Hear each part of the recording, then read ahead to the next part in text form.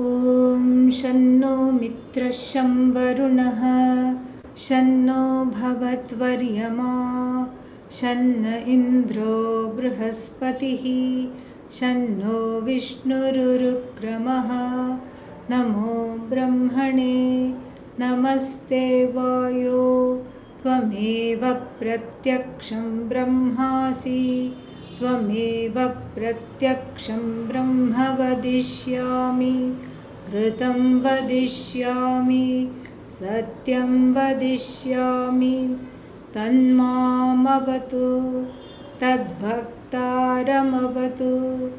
अवतु माम् अवतु भक्तारम् ॐ शान्ति शान्ति शान्तिः ॐ सहना भवतु सहनौ भुनक्तु सह वीर्यङ्करवावहै तेजस्विनावधीतमस्तु मा विद्विषावहै ॐ शान्ति शान्ति शान्तिः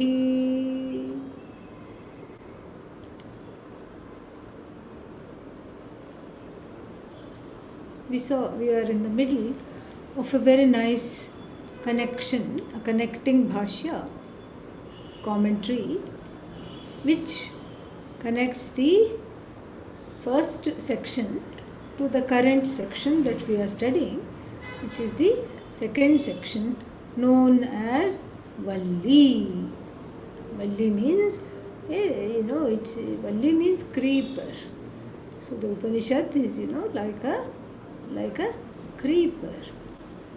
Grows on you when you're not looking. That's one meaning to take from Valli. Just grows on you. It becomes you, pun intended. Valli. And also Valli means creeper is very beautiful to look at. Generally, creeper is very, very beautiful to look at. And then the creeper is all pervasive. First you think, oh, it's just one little thing that's running, how cute. And before you know it, the whole yard is taken up by this innocent creeper. And the Brahmananda Valli is like that. It, by naming it Valli, the sages who channeled the Taittiriya Upanishad had this idea, may it pervade over and take over the landscape of the mind, which otherwise is full of raga and dvesha. That is what the mental landscape is full of. But here the Brahmananda Valli will just take over like even a creeper. That is the very nice, very poetic here. And so this is Brahmananda Valli. So before we had Shiksha Valli, and that had a lot of upasanas, that had a lot of things. And now we are making this segue, and this segue is no less than going from the first portion of the Veda, which talk about karma, to the second portion of the Veda, which talks about knowledge. So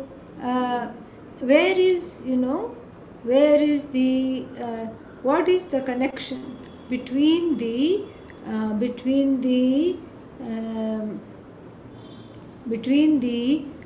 action, that which talks about action, the first portion of the Veda, and knowledge? What is the connection? Actually speaking, there is no connection between action and knowledge. But the connection, if it is there, it is somewhat indirect. So the action prepares the mind to be present for the knowledge, to be qualified for the knowledge. So the action done correctly, not just the action of robbing a bank or something like that. Dharmic action done correctly prepares the mind because that kind of action frees the mind from all the ragas and dveshas, all the strangle hold of preferences and what else, prejudices, etc., etc. And so therefore one is free, then one is available to pursue this knowledge.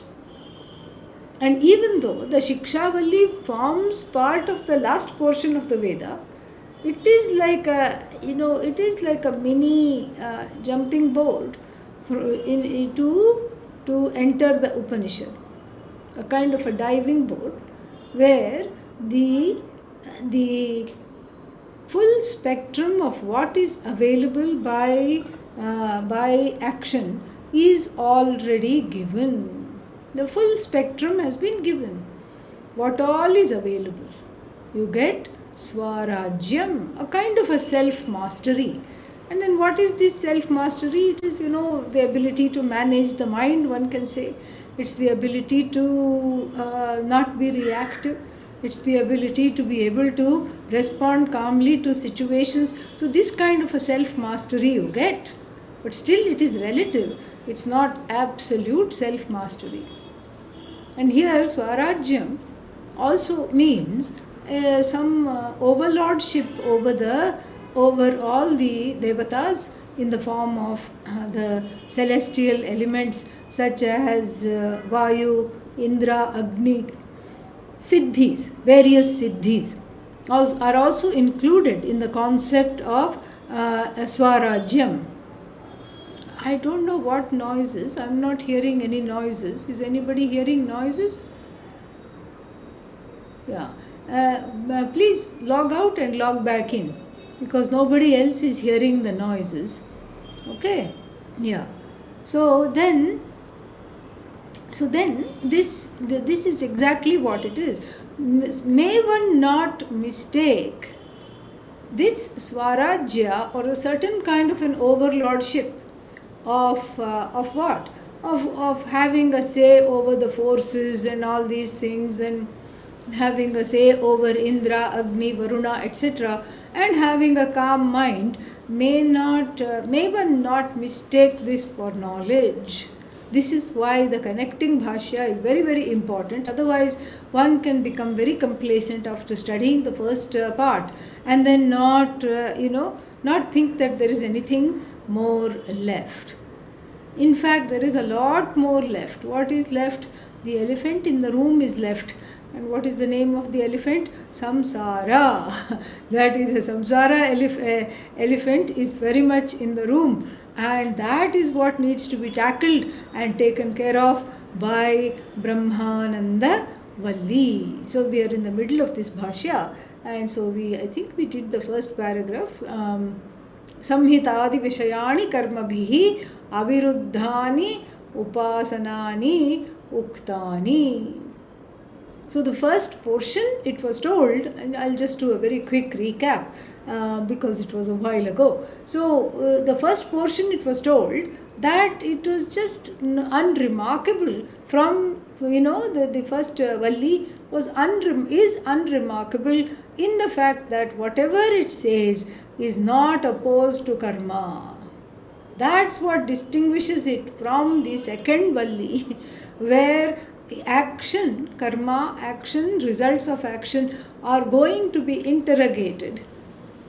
And the identity of one as karta, as the doer, is going to be removed from that understanding and that identification.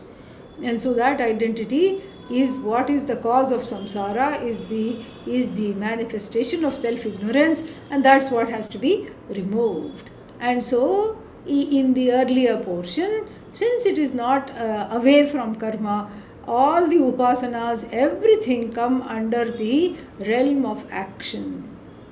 Then after that, Sopadhika Atmadarshanam Uktam. Atmadarshanam here is not Atmadarshanam, it's more like Bhagavan, Bhagavad Darshanam, how to understand Bhagavan with in the form of various upadhis through the meditation of, taking recourse to Vyakriti meditation, and the fruit of that being Swarajya Phalam.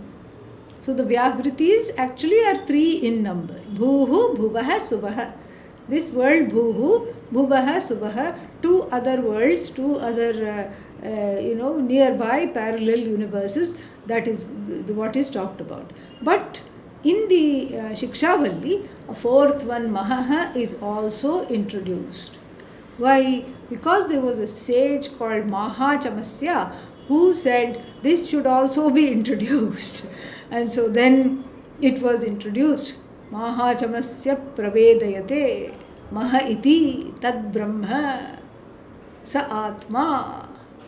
And so the 4th one was introduced. Why was the 4th one introduced? Because then there are 4 Vyakhritis and 4 ways of meditating upon these 4 Vyakhritis. And then what happens? You get the 4 into 4, 4 into 4 into 4 into 4 into 4, you get 16. And 16 is the number of Bhagavan, complete Purusha. Shodashakala Purushaha. And so that is, so basically it's a wonderful meditation of Bhagavan, understanding Bhagavan, etc. But it is remarked by Adi Shankara, nacha etavata asheshatah samsara bijasya upamardanam asti. By this the seed of samsara is not destroyed. Why? Because you the meditator, you the upasana krit, the performer of the upasana, you the complainer, is not gone yet. And then, so the seed of samsara, which is in the form of the identification with one's own ahankara, is not gone yet, is not dead yet.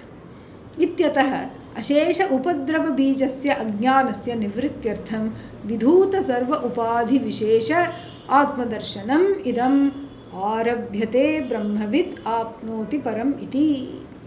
इत्यतः, therefore, because of this, अशेष, and what is this? अशेष उपद्रव बीजस्य अज्ञानस्य. Upadrava means annoyances, factors that make one irritable, like anger, sorrow, things that make you upset, etc. So ashesha means without a trace. Upadrava bijasya. So these seeds of irritability need to be gone, nivrityartham, in order for them to go, in order for them to be removed. How? Asheshataha, without a trace, completely. And what is this upadrava bija? Ajnanam, in the form of self-ignorance, because all annoyances are because of self-ignorance. So then, to show Bhagavan in the form of vidhuta sarva upadhi visheshat atma darshanam. So to show Bhagavan as Atma, which is vidhuta, devoid, cleansed off, washed off, of what? Sarva upadhi, all the various upadhis, starting with one's own body, upadhi, mind, upadhi, senses, upadhi, other bodies, other minds, upadhi for what? For that which is free of all upadhis and which is known by the word Atma as oneself, to show that idam arabhyate, this Upanishad is begun. And what is this idam? That which starts with Brahmavit apnoti param. Brahmavit means the knower of Brahman gains the limitless, gains the ultimate. This is the introductory words of the mantra. As you have seen, some of you joined the chanting classes, so you've seen that. So it starts with Brahmavit apnoti param ityadina. And so then further it talks about a few other things which go under the rubric of Anubandha Chatushtaya. Anubandha Chatushtayam, group of 4. Anubandha means certain things which we need to talk about, especially the Anubandha is a technical term, that which brings everything together in the form of a successful essay. So something that you are presenting, to the universe must include a discussion of these four topics, or subject matter should have this, the presentation of the subject matter must clearly be delineated according to certain topics. And what are they? It should cover what you are talking about. So Vishaya is important. What are you talking about? I mean, you can't just say what you're talking about at the end. It should be there right in the beginning. And this is true. You go to see a movie and it's there in the title itself what the movie is about. Unless it is some kind of an independent production or something like that, and where it is deliberately mystified. But otherwise, you from the title, you say, okay, this may be the name of the hero and the heroine or something like that. That could be a movie. That could be the subject matter. Or it could be some kind of a thriller. Sometimes it is vaguely, mystical. You don't know what it means. Birds by Alfred Hitchcock. And birds, you see lots and lots and lots of them. And so if you know this from the context, then okay, this is what it's about. So the Vishaya is very important. And who the Vishaya is intended for, that is also very important. So is the movie called Birds for the bird watcher? No. The bird watcher is not the intended audience of this movie at all. It's the one who is very interested in mysteries and thrillers. That is the audience. It's not the one who is a bird watching aficionado. It's not for that kind of a person with a hobby of bird watching. So the intended audience should be delineated and should be specified. This is a kind of an honest writing, and all the Vedanta texts, whether they be in prose or poetry, follow these things. And how did they learn this from? They learned it, of course, from the Upanishad, because here we see the Upanishad doing it herself so nicely. And so therefore the Vishaya is there. And then who is the one who is the audience? That is the person who is qualified for this knowledge, who has completed the prerequisites for gaining this knowledge. And that is one is called in Sanskrit, another technical term, adhikari. The one who is capable of being instructed. The one who is open to the teaching. That is adhikari. So Vishaya is there. The subject matter is intact. And then what is the subject matter? Brahma. That's why it's the first word in the Upanishad, other than Om, which is a sound of blessing. Om Brahma Vida Apnoti Param. So then the subject matter is there. Subject matter is Brahman. And the adhikari is there. Saha Ashnute, that Saha, which is going to come later, that person who is interested in this Brahman, Ashnute, Sarvan Kaman Ashnute, the one that is desirous of kicking out samsara from one's life, the one that is desirous of growing, the one that's desirous of fulfilling the primary or the basic desire. What is the basic desire? In order to not be any longer a seeker. That is the only desire. Please let me stop seeking. Please let me stop wanting. May I stop being a wanting person. That is the only desire. And if that desire is ignored, all kinds of other desires pile up one after the other and giving no respite to the person. So this is the only desire. And so that desire is, when that desire is fulfilled, all the other desires are filled with one stroke. All the other desires are filled with one stroke. And so therefore this is the adhikari, the one who is wanting, the one who wants to stop being a wanting person. That is the adhikari, which is talked about here. And then these are the two elements of any successful essay. And then we have the prayojana. Prayojana means, all right, here is this book, 20 pages, whatever it is. And then what do you get out of this? What do you get out of this? What do you get out of the study of this? Out of reading this book, what do you get? Do you get peace of mind? Do you get a little respite from samsara? Or assimilating the meaning of this book, do you get freedom from samsara forever?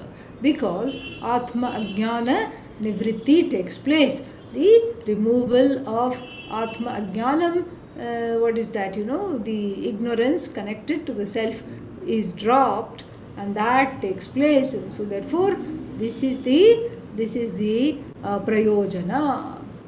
The prayojana means, what do I get out of this? So the prayojana is ajnana nivritti, removal of ajnana, which is contingent upon not identifying as a karta, as a doer, as a recipient of other people's doings, and then as a someone who is subject to guilt, subject to hurt, subject to pain, sorrows, all this. So the one who is free of all that, that is the phala, that is the prayojana. And then the last element of any kind of a successful manuscript is sambandha. Sambandha means, what is the connection between, for example, the book and the prayojana? What is the connection? How does the book give freedom from samsara? In other words, or what on earth is the connection? What is the connecting factor between the book and whatever it is telling? And then what is the connection between the labha? Labha means the gain of whatever is talked about here, freedom from samsara, and the gain is also seen as Brahman. So if Brahman is the gain, then what is the connection between the book and the prayojana? What is the connection between the book and the adhikari? So many things are there. And so the sambandha is very important, because the sambandha ties those connections very, very clearly. And what it does is that it emphasizes, emphasizes the wholeness of the work. It's like the prayojana and the sambandha, they are like the gift wrap that tie the vishaya and the adhikari together. So keeping that in mind, he continues, and you can repeat here after starting with this. Prayojanancha asyaha brahmavidyayaha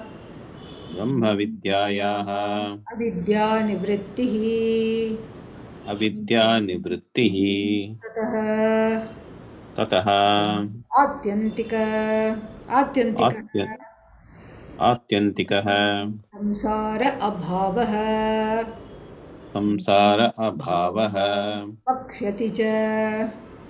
पक्ष्यति च विद्वान् न बिभेति कुतश्चन इति संसार निमित्ते च सति अभयं प्रतिष्ठां विन्दते इति अनुपपन्नम्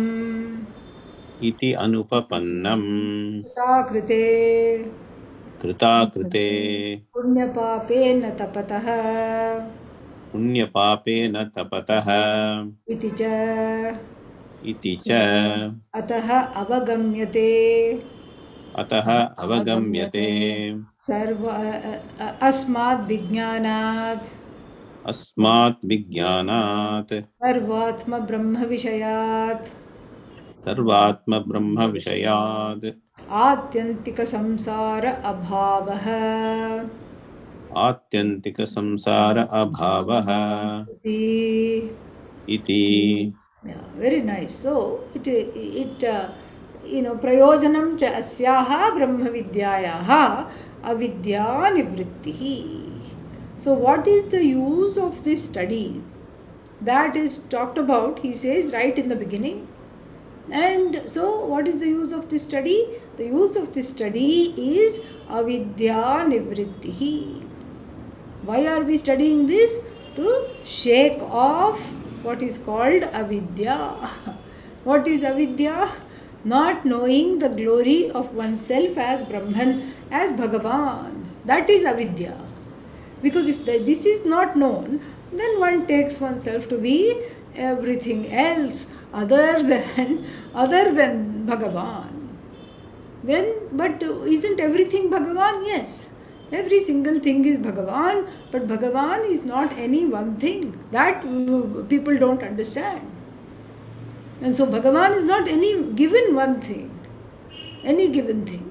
And so if one identifies with the body, Dehatma Buddhi, when there is Dehatma Buddhi, then what happens? Then there is again a problem because, yes, Deha is Bhagavan. Bhagavan is not the Deha. Bhagavan is not the Buddhi, the body. And so therefore what? So therefore one is falling short, always identifying with everything that is small.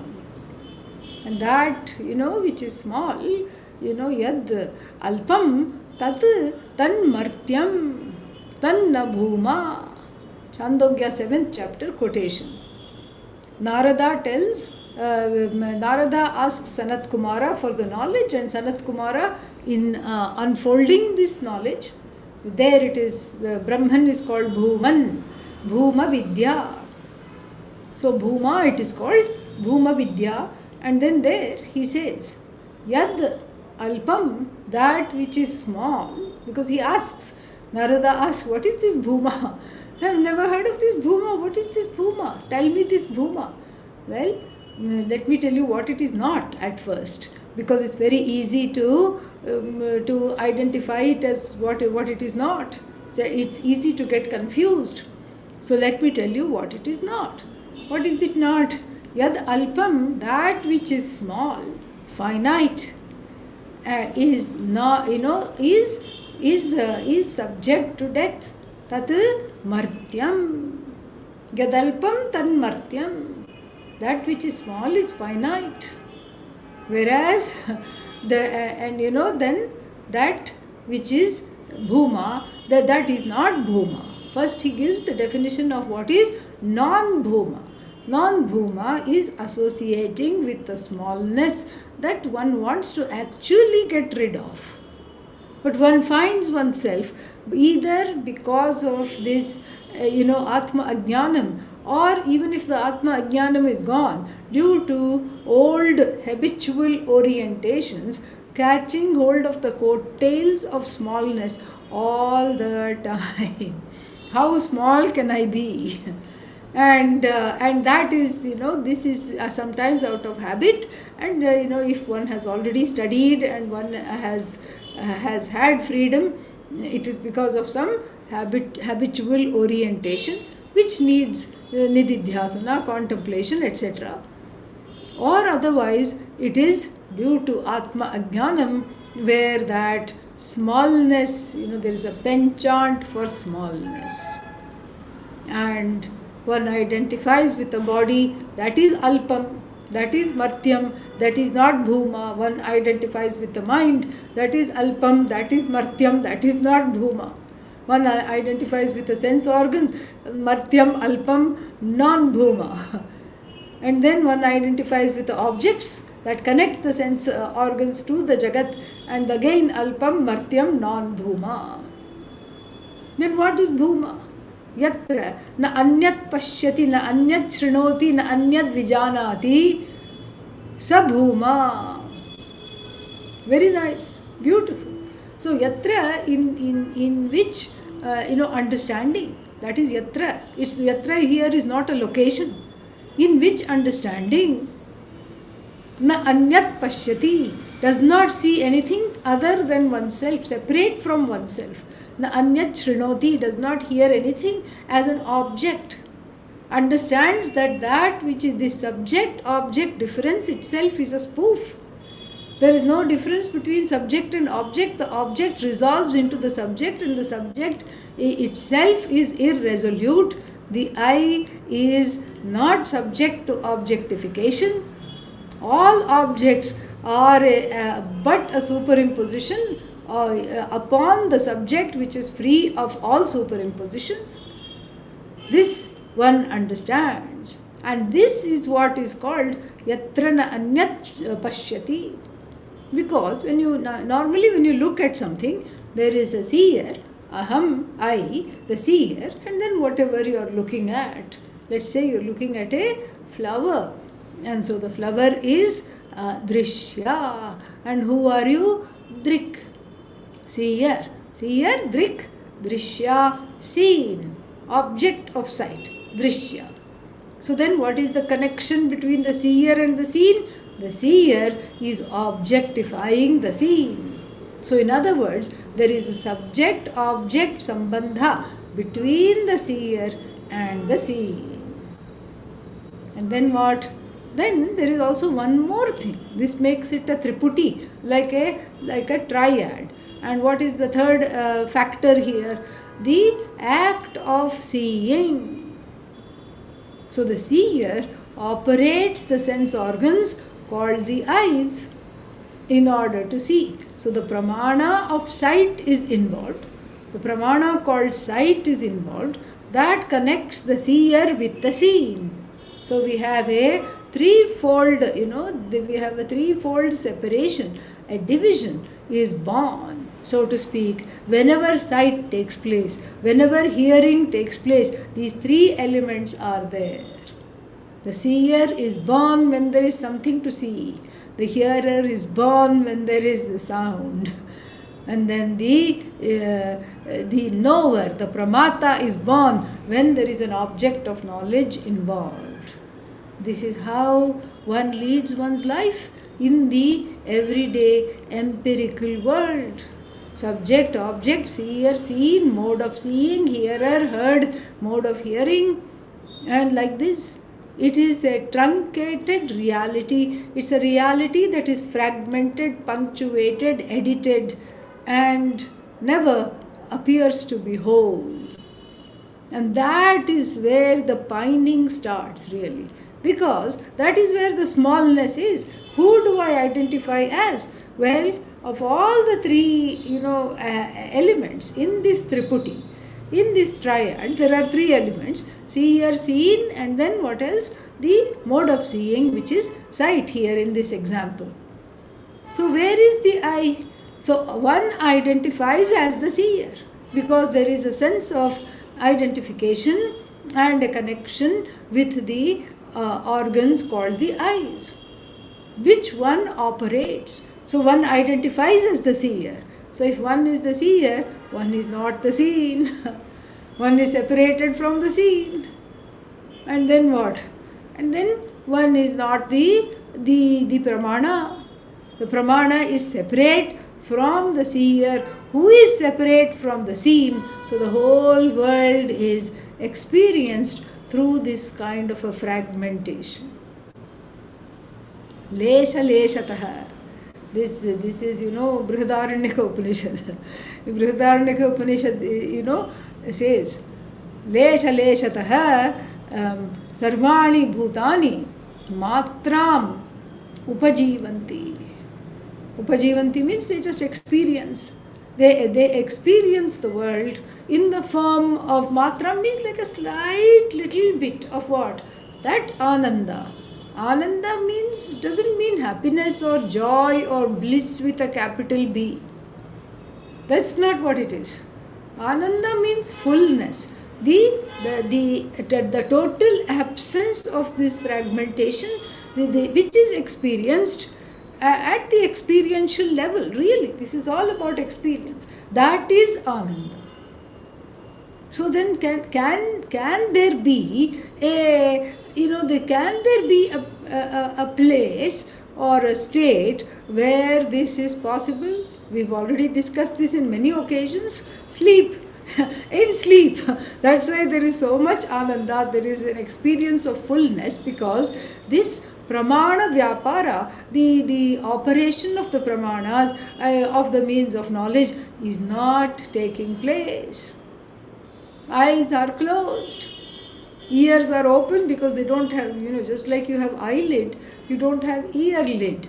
Okay, yeah. So, but still, even though they don't have ear lids, it's still lidded up. It doesn't, because the mind has withdrawn, and so you don't hear anything. You don't hear anything.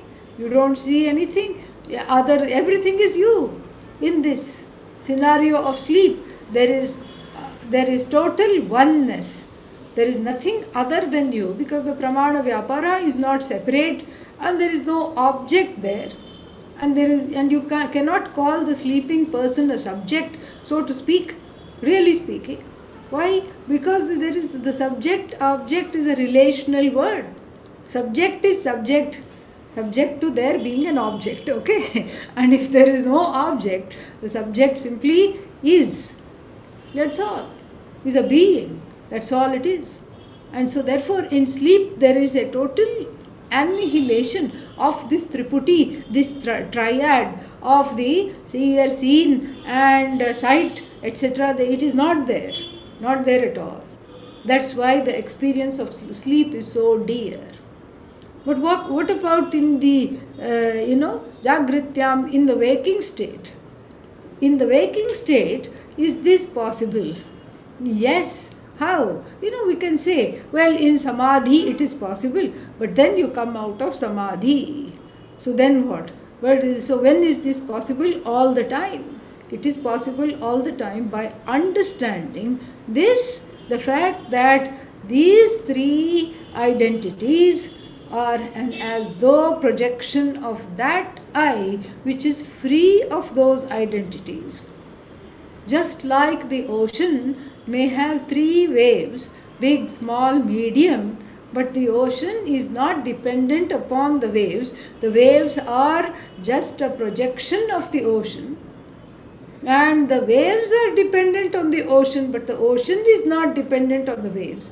Similarly, the status of being a seer, the status of being a hearer, the status of being a taster, thinker, knower, etc., etc., are all dependent upon Brahman. And the status of seen is dependent upon Brahman. The status of seeing is dependent upon Brahman. But Brahman is free of all those things. This is what has to happen. This transformation in understanding has to happen in order to see oneself as Brahman, as Ananda. That which we call Brahman is free of this triputi. How to be free of this triputi? To understand that whatever we see as this, what is that called? As this truncated pieces, subject, object, and mode of connecting the subject to the object, pramana. Pramata, knower, prameya, object to be known, pramana, mode of knowing. So these three are mithya. Mithya means they are dependent upon the Sat, upon Brahman, but Brahman is independent of all of them. So this is the cognitive transformation that has to take place, so that in the waking state, even if it's not possible to physically, physically stop this division, stop thoughts from taking place, stop this division, it may not be possible. It is not possible. Eyes are open, you keep seeing things, you keep hearing things, all these things. So how is it possible? You transcend. Here we can use the word. Through the understanding that all these are just time-bound place bound, time bound, location bound entities, identities, which the self has as though morphed into without really taking anything on for itself, while being free of being the knower, known, etc. नवद्वारे पुरे देहि सुखम आस्ते न किंचित करोति न किंचित कारयति. So the person in this body with 9 orifices is happily remains the happily being free of any of those things, any of the statuses of eater, drinker, hearer, seer, thinker, etc. Sukham aste naiva kurvan karayan, neither doing nor being the nor propelling someone else to do. This is what the whole thing is. The whole area of doership is a superimposition, as it were, upon this I, which is free of doership. Doership is involved in seeing also, because I am the agent, that is the seer, because the CER comes, so there is agency there. So kartritva buddhi is there in identifying oneself as the seer. So this is why the prayojana here that is described is so deep, and so this is what is called avidya nivritti. Avidya nivritti means no longer wallowing in the smallness and limited identifications of the I. And even these subtle limited identifications, each time you say I am the seer, we have finished already. There is, first of all, it's a finite understanding, and so therefore if you say I am the seer, you have cut yourself off from everything that is there, from everything that is really you. So therefore prayojanam cha asyaha brahma vidyayaha avidya nivrittihi. Just in one sentence he says this removal of avidya. Avidya means always going for the smallness, feeling insecure, but repeating the mistake of always choosing the small things and the smallness. This is what is avidya. So the removal of avidya is the prayojana, is the business of this Upanishad. Tataha, therefore, atyantika samsara abhavaha. Because if one asks, okay, avidya has been removed, so what? Fir kya? Usme kya milega? What will I get? What will I get out of this? Because this is what the human mind says all the time. What will I get? Okay, avidya gone, big deal. Why? I mean, so generations of people, have had avidya. And they lived, a happy life from what the world could see. They had their families, they raised their children got a job, and their grandchildren they saw, and they had some ups and downs. They never really studied the Upanishads. They didn't know that, they didn't know ABC of Vedanta, A for Atma, B for Brahman, C for Chit. They did not know at all. They had no idea of this, and they were okay. So why should I go for this avidya nivritti when my father had avidya, when my mother had avidya, and all the siblings, of course, wallowing in avidya, and then what else? The grandfather had avidya, the grandmother had avidya, great-grandfather had avidya, great-grandmother, now we have to say it twice because on both sides, okay? So great-grandfather to the power of 2 had avidya, great-grandmother, what? Also had avidya. Everybody had avidya, avidya here and avidya there and avidya everywhere, avidya. And, this is, what should I say, this is the power of old Mac samsara, and this is what it is, avidya everywhere. And so nothing happened to them. They seem to be fine. And why do you want me to study this? Okay, ajnana nivritti, big deal, I'll have ajnana nivritti, so what? And that's why Adi Shankara is, chooses to add the next sentence, tataha, because of this avidya nivritti. If you've already started to question why avidya nivritti, When tataha, because of that, atyantika samsara abhava. Atyantika samsara abhava means the intense removal of samsara. Abhava here is not lack, not alparthe nanj.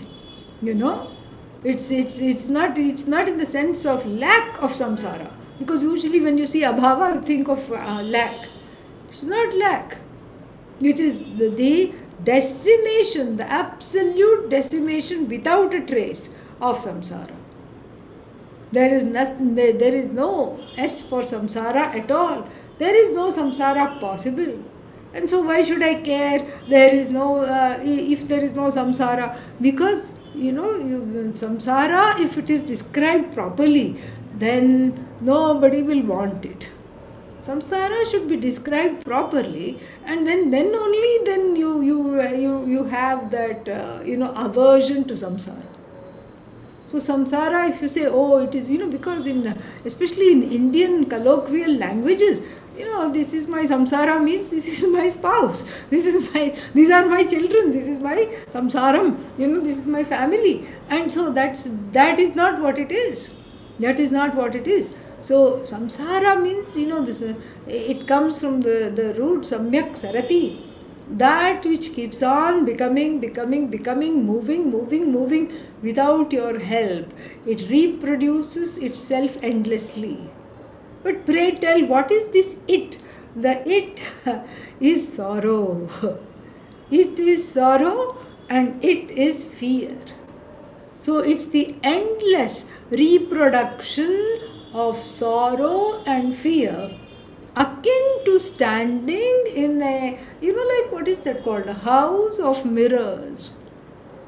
Like where you are endlessly reflected. Oh, that kind of sounds nice. Well, I'm not done yet. Okay, so you're endlessly reflected, and each one is like a Disney, what is that called? Amusement park mirror. One is convex, one is concave. In one you look like this. In another one you look like with a long face. Already you had a long face, but now here it is extra long face, and all these kinds of things. It is just a tremendous distortion. It's a house of scary mirrors full of which are tremendously distorted. So each time you see yourself, what happens? You scream, you back off. You turn the other way, and then you see yourself again. This is a nightmare. So one is afraid of oneself. That's what it is. In this house of mirrors, which we often see in amusement parks, etc., one is afraid of oneself, and that leads to also sorrow, because that is not how one wants to be, afraid all the time, fearful and tearful all the time. That's why the Upanishad paints the Atma Vidya from the standpoint of the Shoka Nivritti, removal of sorrow, Bhaya Nivritti, removal of fear. This is what samsara is.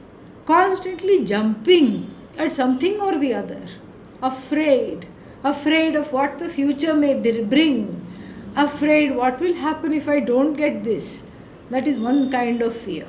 Then some people are afraid, what will happen if I get this? Then what am I going to do? Even though I'm praying for this, what happens if I get this? Oh no, I can't handle this. So that is another fear.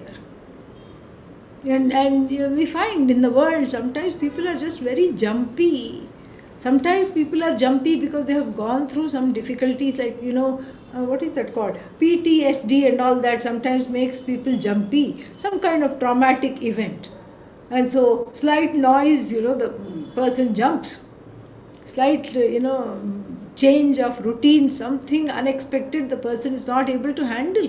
There is anxiety, there is fear. So this is a very important component of samsara. Either you can look at it through the lens of fear, or you can look at it through the lens of what is that called? The shoka. Shoka means what? The sorrow. This is how the Upanishad presents. In the 7th chapter of the Chandogya Upanishad, we have a sentence that Narada says in asking for the knowledge from Sanat Kumara. And he says, Bhavat Sadrishebhyah, by people who are like your revered self, we have heard. He says, I have heard. What have I heard? Shokam taratyatmavit. Atmavit shokam tarati. Atmavit, the one who knows the I, the knows the self, crosses all sorrow, crosses the river of sorrow, the ocean of sorrow, but just by knowing the Atma. Please teach me. This is what he says. Shokam taratyatmavit. Atmavit shokam tarati. And so, therefore, this is what we have heard. A very, very important statement here. And so the whole unfoldment of the Upanishad is again of that portion, that chapter, 7th chapter of the Chandogya is all about Shoka Nivaranam, the removal of sorrow by understanding oneself as Bhuma. By understanding oneself as Bhuma. Bhuma means what? That which is big, where there is no separation between oneself and anything else, where one understands the spoof of all these edited, truncated identities of the knower and the known, all these things. And so this is Shoka Nivritti, or the Taittiriya Upanishad looks at samsara from the standpoint of fear. This is something which is very, very, which Adi Shankara is extremely aware of, because let us look at the next sentence. Abhayam pratishtham indate. So beautiful. Because the Taittiriya Upanishad talks about this bhaya. Udaram antaram kurute athatasya bhayam bhavati. Aram antaram kurute. Even if antaram kurute makes a slight difference. Aram, slightest difference. The difference between oneself and anything else, if one makes even the slightest difference. How slight? As slight as a razor's edge, as the blade of a knife. And so if you make that kind of a difference between you and something else, then what? Athatasya bhayam bhavati. For that person there is sorrow. Even the slightest difference between the I and the not I gives rise to sorrow. And same thing is iterated in the Brihadaranyaka Upanishad. Same thing is expressed. Dvaitadhi bhayam bhavati. Duality is the cause of sorrow. This is the Dvaita. You don't need a whole universe even to relate to. All it needs is you for Dvaita to be there, because there is an internal split between knower and hearer, and between the knower and actor. I know something to be true, but I am not acting in accordance to that. That's enough to cause fear. And so this Dvaita is the cause of fear and sorrow. And so here Atyantika samsara abhava means a complete and totally bereft of these differences. A complete absence of duality. And then, so that is the prize, that is the present of avidya nivritti. So when avidya goes, samsara goes. So why when avidya goes, samsara goes? Because samsara is riding on avidya. Nimitta apaye naimittika apaya. So when something is dependent on something, this is a kind of a common saying in Sanskrit. So the nimitta means the cause. When the cause is pulled out, everything that is dependent upon the cause also destructs, self-destructs. So if there is a whole, if there is something living on a particular, some kind of parasites are there, and then you remove that surface, let's say the mold or something, and then you just remove that surface upon which the mold is growing, you clean that surface and the mold is gone.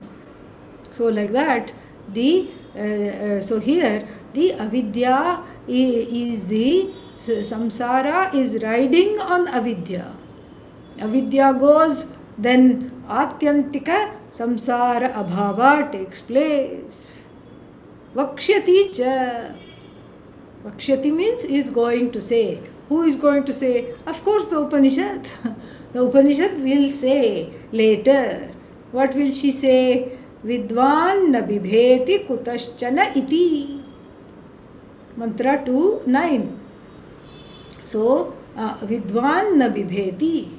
Vidvan, the one, yaha, Brahma veti, the one who knows Brahman, na bibheti, is not afraid. Kutaschana iti. Kutaschana means from any source, because there is nothing other than oneself. If there is nothing other than oneself, then where is the cause of fear? Fear is dependent upon two things. You and that which you are afraid of.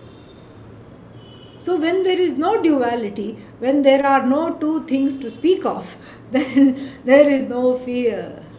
There is no fear at all. And so this is, even though it's hard to wrap one's mind around this, it's just a very, very important to allow this understanding to take place. Even at the cognitive level, because if it, even if it looks kind of, like, oh, how is this possible? Never to be afraid. It is important to really consider this as something that will become very, very clear, and to consider it with Shraddha, to equip oneself with Shraddha, because the Upanishad is saying this. So let me here give myself some trust pending understanding. And so avidya nivritya, then then what do we have? Samsara abhavaha. And then he quotes the Upanishad, and he says the Upanishad will further cement this understanding by saying this.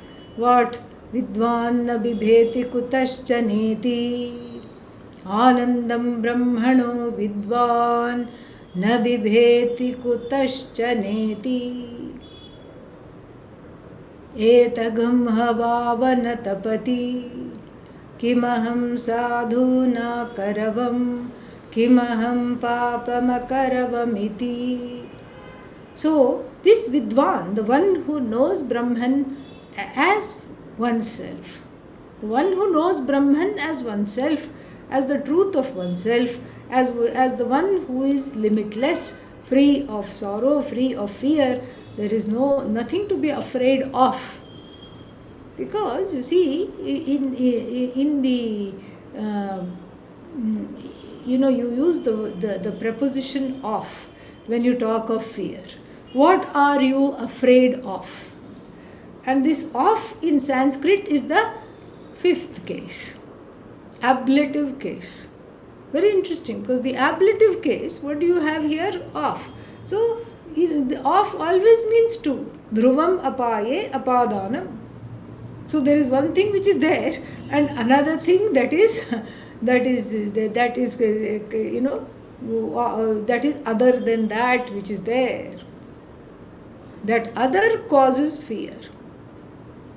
The othering causes fear, the otherness causes fear, the presence of another causes fear. And here the Vidwan has no fear. In fact, that little portion which is quoted here, which I chanted, is repeated. First, Anandam Brahmano Vidwan na bibheti kadachaneti. Kadachana na bibheti. He is not afraid at any time. And what does it mean? He is not afraid at any time? Because of being connected to Bhagavan.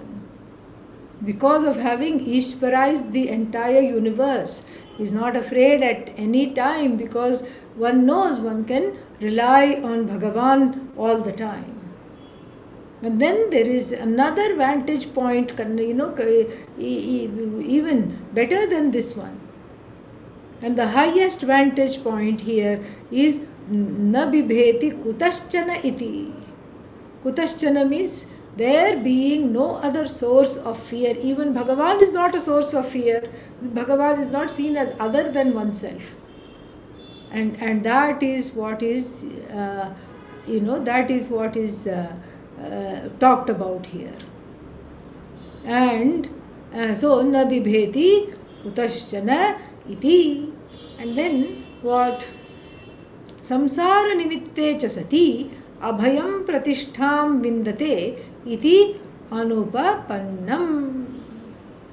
Because if we are not talking, if we are not talking about samsara, if samsara is not the issue here at hand, he says, Adi Shankara says, the expressions such as abhayam, actually it should be abhayam pratishtham vindate, but it is chandasam.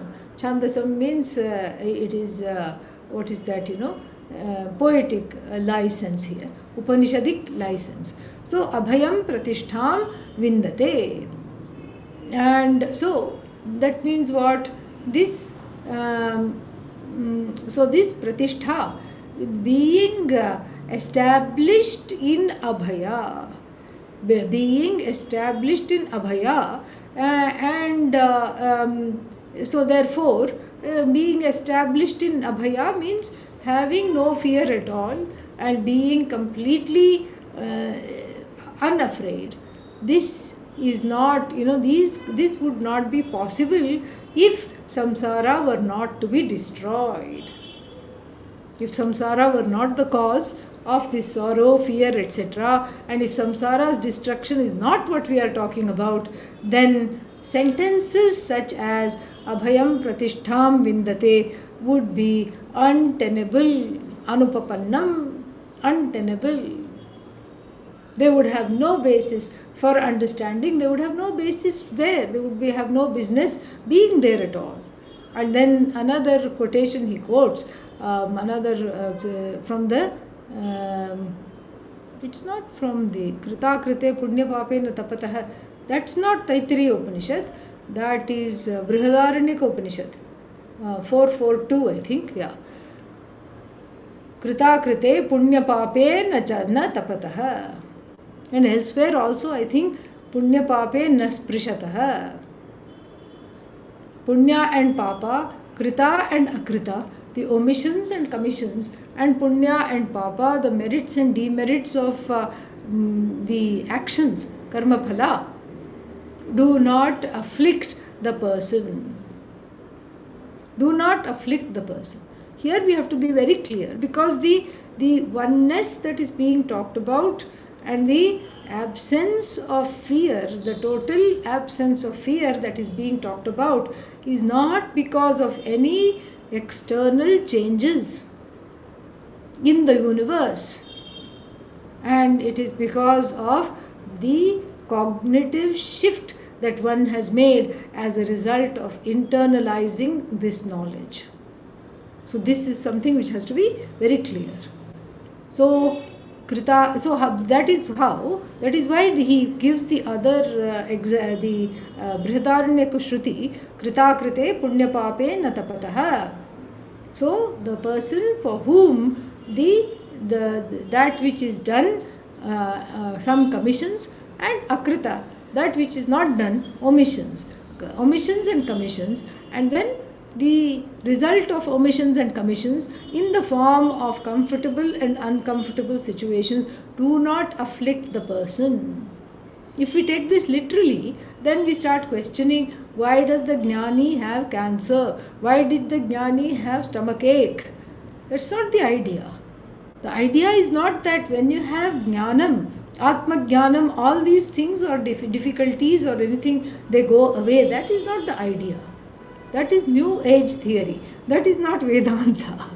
Vedanta is where you know that the body is finite, the mind is finite, the senses are finite.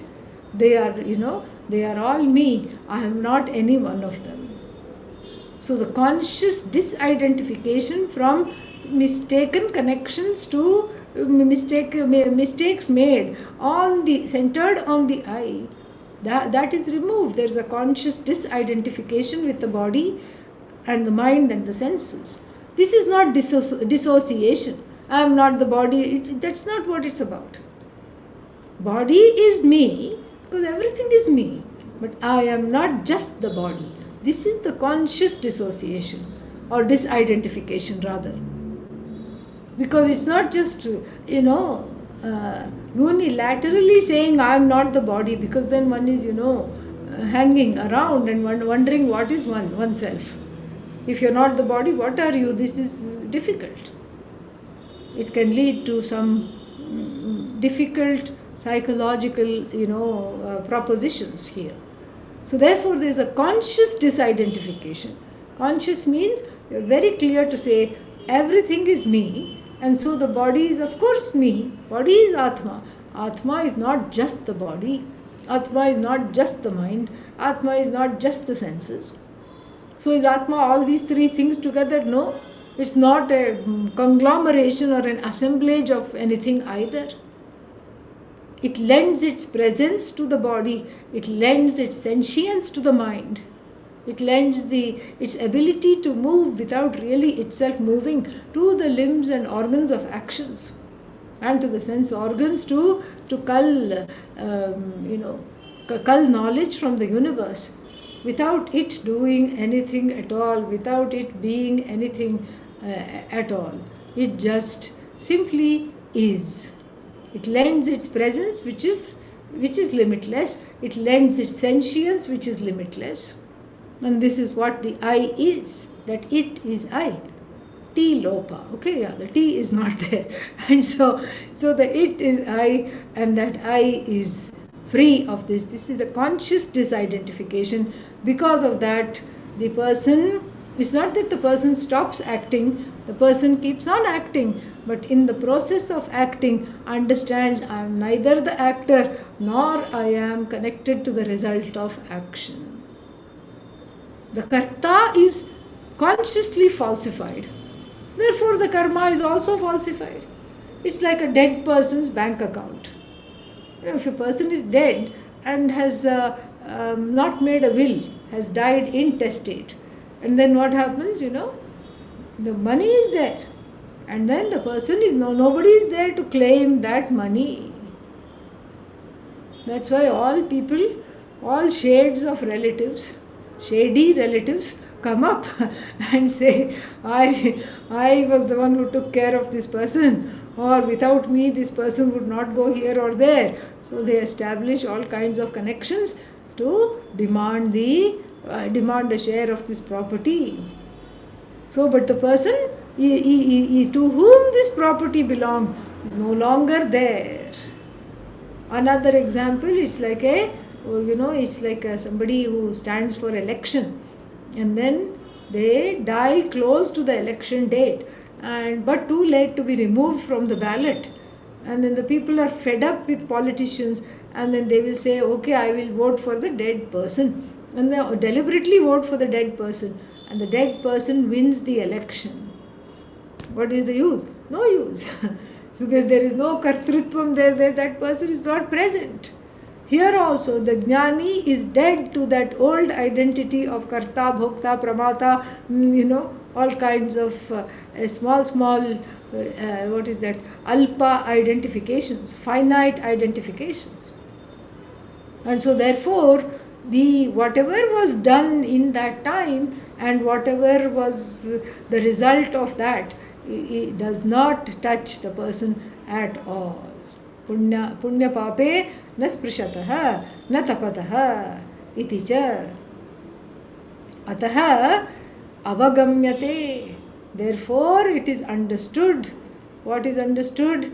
Sarvatma brahma vishayat atyantika samsara abhavah iti avagamyate asmad vijnanat. Therefore it is understood. And what is understood? That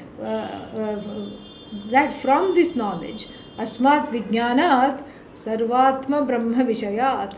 And what is this knowledge? Asmat Vijnanat. This knowledge is not an ordinary knowledge.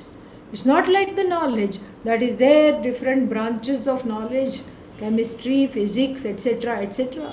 He differentiates that and says, this is not like any other knowledge. Why? Because Sarvatma Brahma Vishaya, it has as its subject matter. Here he is talking about the Vishaya. Sarvatma Brahma Vishayat. Because its subject matter is no less than Brahman, which is the Atma of, which is the self of every single thing in the whole entire universe. Asmat Vijnanat, which is Sarvatma Brahma Vishayat, Atyantika Samsara Abhavaha iti. So the subject matter is talked about, the Prayojana is talked about, and the Adhikari is hinted at by the word Vidwan. Vidwan means the one who wanted this knowledge and the one who has gained the knowledge. And the Sambandha is also going to be talked about in the next in the next little bit we have.